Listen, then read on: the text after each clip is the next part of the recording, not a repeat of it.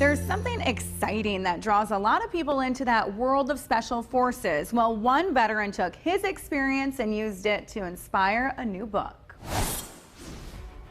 This segment is sponsored by STH7 Media. Bryan, it is so nice to meet you and really quite an honor to chat with you because you have served our country in both the Navy and the Army. Tell me a little bit about your past. So I grew up in Ohio, middle-class family. Went to high school, did well, went to college. From college, I decided that I really didn't want to spend at least the initial part of my life sitting in an office. I was very outgoing. I played sports. I was always outdoors.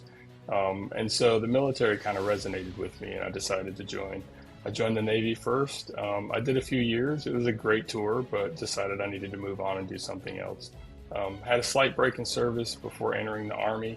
Started off in Ranger Battalion, loved it, but thought I wanted a little bit more. Ended up going to Special Forces Selection and Assessment, passed, and then went to the Q course. Started off in 7th Group with a focus area of South America before moving over to 3rd Group, which focuses on AFRICOM, and at the time CENTCOM, because we were pretty heavily involved in the wars. Tell me a little bit about this book because it is inspired by your military career. It is, yes. But to start with, I wanted to fictionalize some of the events that I have endured and gone through while in the military, because you can have a much broader sense.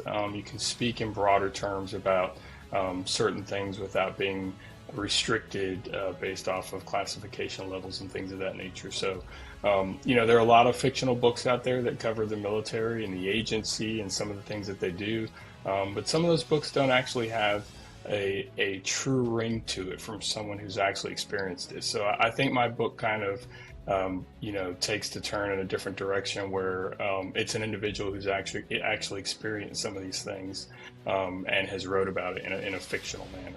It sounds like a page turner. I mean, even just hearing you talk briefly about what it's about, this is going to be an exciting book, one that people probably fly through. The initial test bed of individuals that I gave the book to read before it actually went live, published for sale, was a pretty rounded group of non-SOF operators, individuals who were Green Berets, SEALs, even some that were part of MARSOC.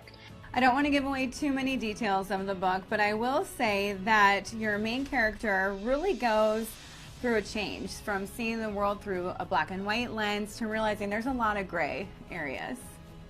Yeah, he does. Very similar to my life, Braden Smith, he starts out very idealistic.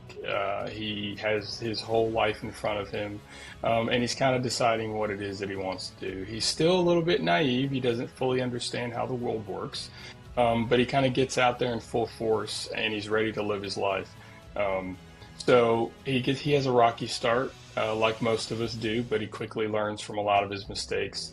And then he builds up momentum as he moves into the SOF environment and kind of understands his surroundings a little bit more as far as his initial training and what he's going to be required to do in the field.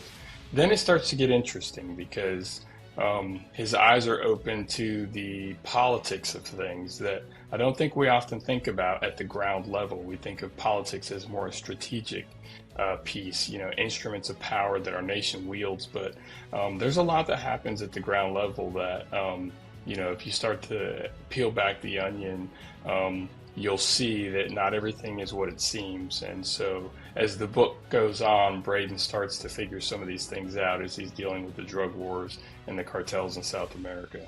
Wow, it sounds fascinating. One more time, give us the title of your book and tell us where we can buy it. It's Mendacity, America's Best Are Secretly Dwelling Among You. You can find it on Amazon and Barnes & Noble. Great. Thank you so much. Hope to talk to you again soon. Thank you. I appreciate it. This segment is sponsored by STH7 Media.